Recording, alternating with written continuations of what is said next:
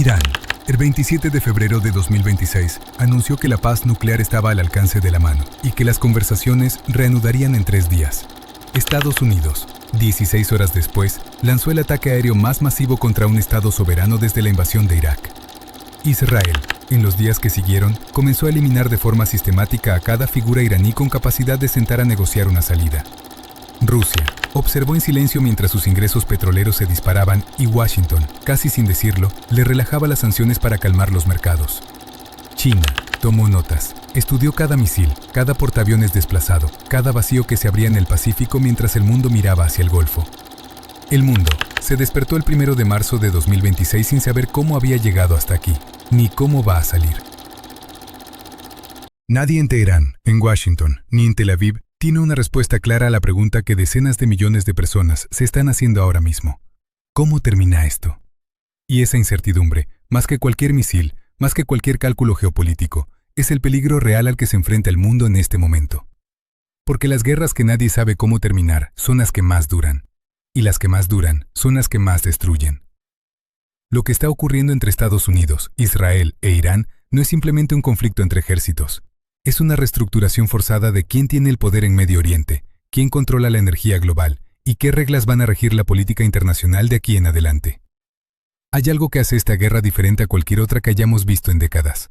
Comenzó en el preciso momento en que una solución diplomática estaba más cerca que en los últimos 20 años.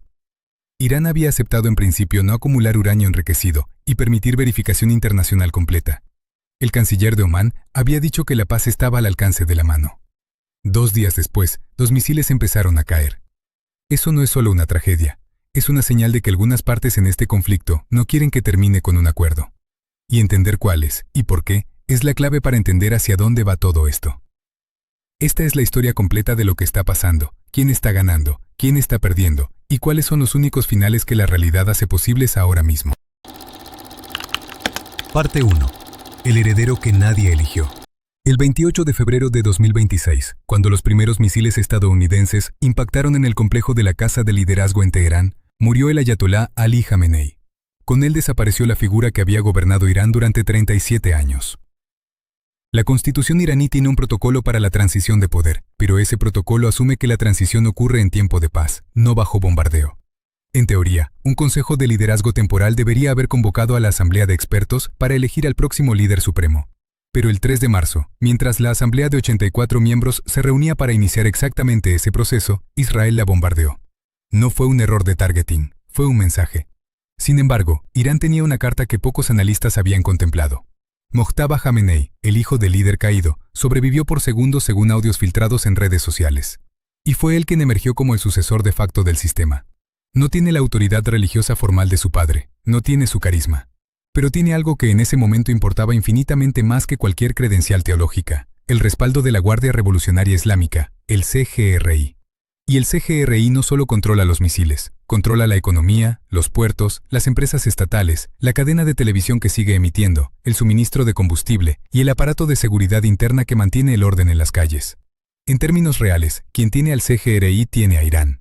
Por lo tanto, el nuevo líder no es un reformista que va a abrir canales de negociación. Es el heredero biológico de un sistema que lleva décadas preparándose para exactamente este escenario. La pregunta que ningún analista puede responder todavía es si ese sistema tiene suficiente cohesión interna para sobrevivir lo que viene.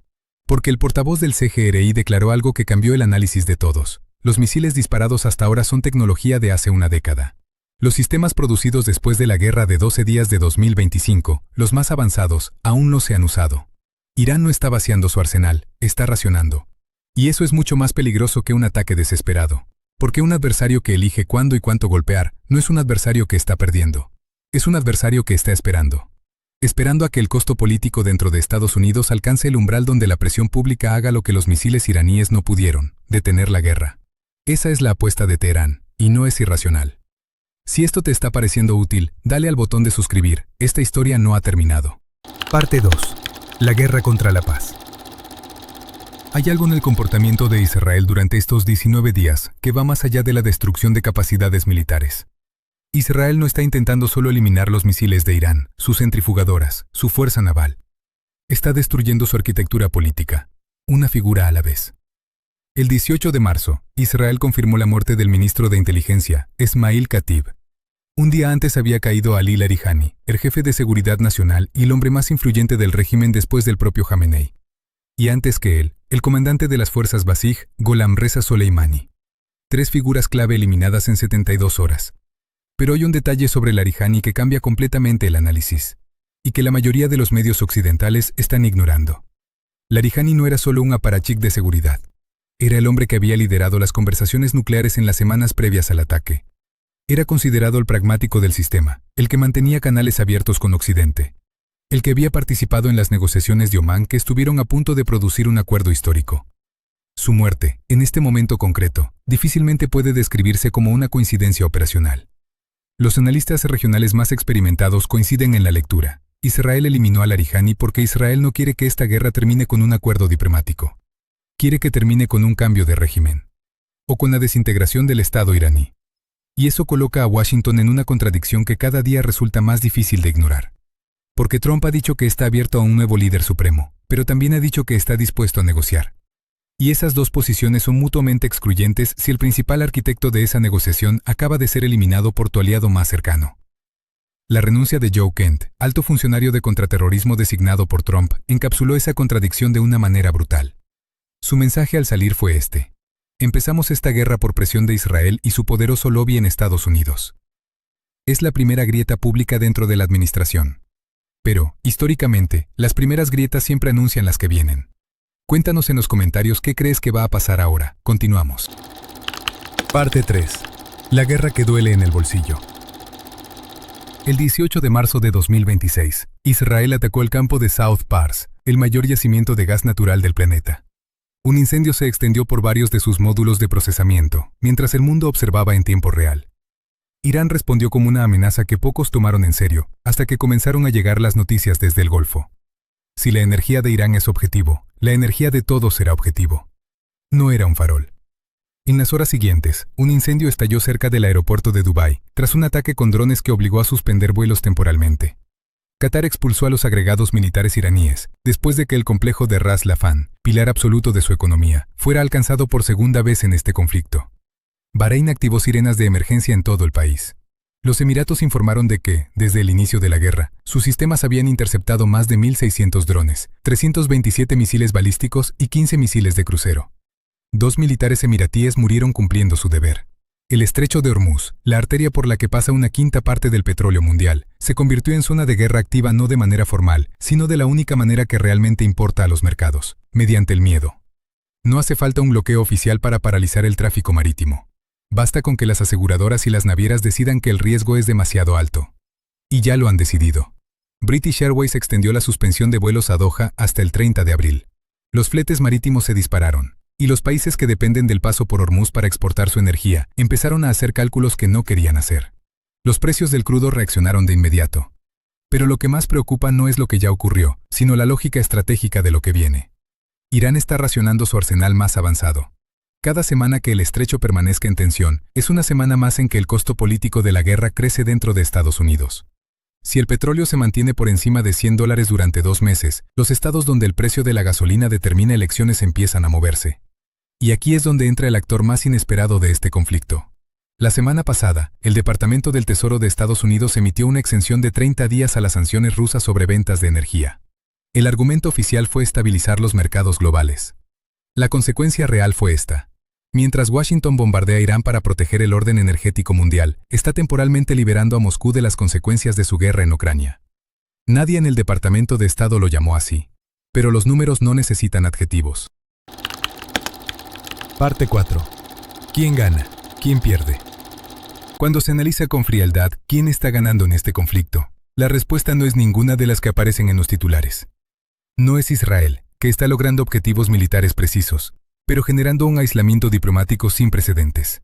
Amnistía Internacional confirmó que un ataque estadounidense sobre una escuela primaria en Minab mató a más de 170 personas, la mayoría niñas.